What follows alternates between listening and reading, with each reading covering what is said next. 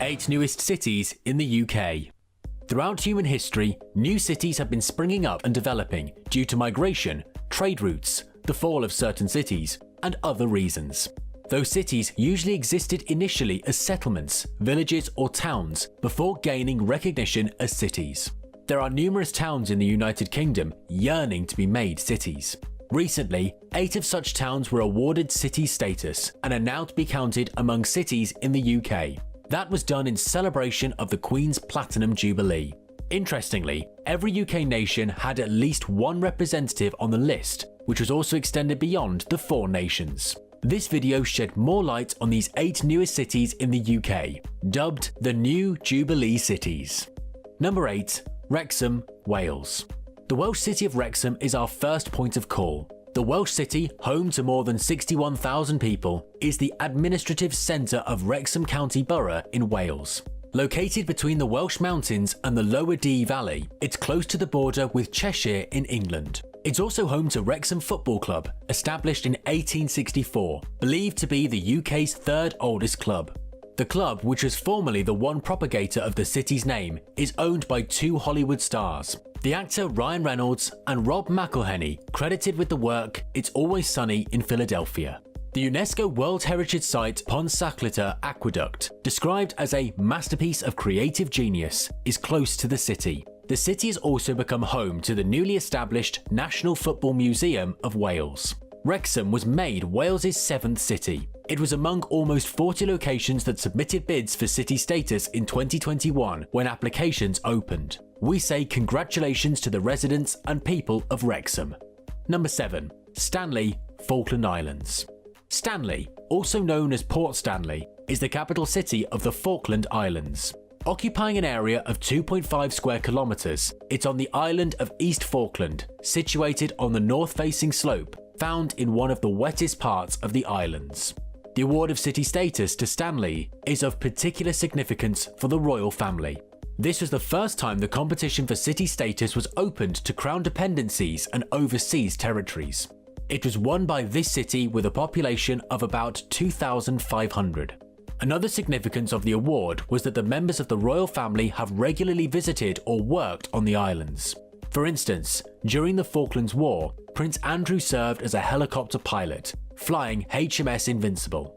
The 40th anniversary was marked recently in 2022.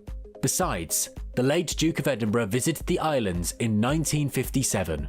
Prince William, the Duke of Cambridge, spent 6 weeks on the islands as a search and rescue helicopter pilot in 2016. Number 6. Milton Keynes, England. Milton Keynes is the first of 3 new cities in England ranked among the Jubilee cities. It was a famous town known and counted alongside many good rankings. If you watched any video or read posts before 2020, you would have seen confusion as this location had been erroneously, or hopefully, described as a city even though it was not yet a city. A city and the largest settlement in Buckinghamshire, it occupies a total area of 89 square kilometres and is about 80 kilometres northwest of London. Milton Keynes was created in 1967 purposefully to alleviate housing shortages in overcrowded London. The Open University, which was the first degree-awarding distance learning institution in the world, was set up there in the same year of its establishment. With a current population of around 280,000, 27 conservation areas, 50 scheduled monuments, 1,100 listed buildings, and 270 works of public art, Milton Keynes prides itself as the zenith of the national post-war planning movement. We rejoice to hear the announcement on the 15th of August 2022 about the Queen ordaining by letters patent that the then borough of Milton Keynes would become a city.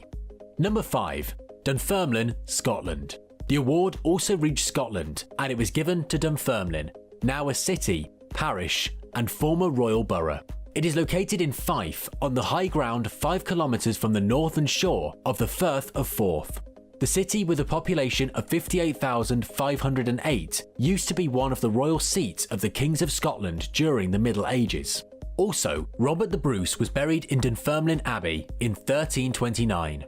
The city's most famous product is Andrew Carnegie, a philanthropist whose steel industry helped build America, according to the BBC. He started the world's public library system, giving away the equivalent of £65 billion in today's money.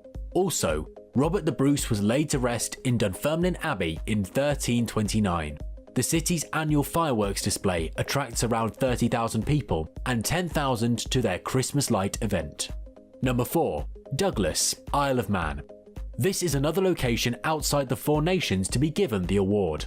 It went to Douglas, the capital and largest city of the Isle of Man, a self-governing crown dependency. With a population of 26,677, the new city, located at the mouth of the Douglas River and on a sweeping bay of 2 kilometres, is a cultural hub for the Royal Hall. It is home to the annual flagship concerts with the Isle of Man Symphony Orchestra. Her Majesty was also a patron of the Royal National Lifeboat Institution, operating from there. It was thrilling to hear it announced on the 20th of May 2022 that, as part of the Platinum Jubilee Civic Honours, it's been ordained that Douglas would receive city status later that year. Number 3. Doncaster, England. With such a huge population, one is left to wonder what kept the city in South Yorkshire, England, from becoming a city. According to The Guardian, the city with a population of over 110,000 had made 3 previous attempts to apply for city status. Originally a Roman settlement, Doncaster modern history could be traced to almost 2,000 years old. In fact, with its surrounding borough, there are about 311,000 residents in this place. Covering an area of 43.5 square kilometres, the city is noted for its railway heritage. The locomotives Flying Scotsman and Mallard were both constructed there. It is also the home to the St Leger Flat Course, founded in 1776. The world's oldest classic horse race has been attended by the Queen herself and other royals throughout history. With the community spirit and resilience the city showcased after the 2019 floods, it has convinced everyone that it deserves to be a city. Number 2. Colchester, England. Colchester is the 3rd city in England that was named among the 8 newest cities in the UK. This new city has long been overdue for a city status. It has existed as a city long before the most powerful cities in the modern United Kingdom. The city in Essex, England, with a population of about 120,000, occupies the site of Camulodunum, recognised as the first major city in Roman Britain and also its first capital. It has been an important military base in the country since the Roman era. It's currently home to the 16th Air Assault Brigade, the country's rapid response force, and it has been a garrison town for the past 165 years. Thus, Colcestrians, as the people of Colchester are called, have a justification for their claim that their city is Britain's first city.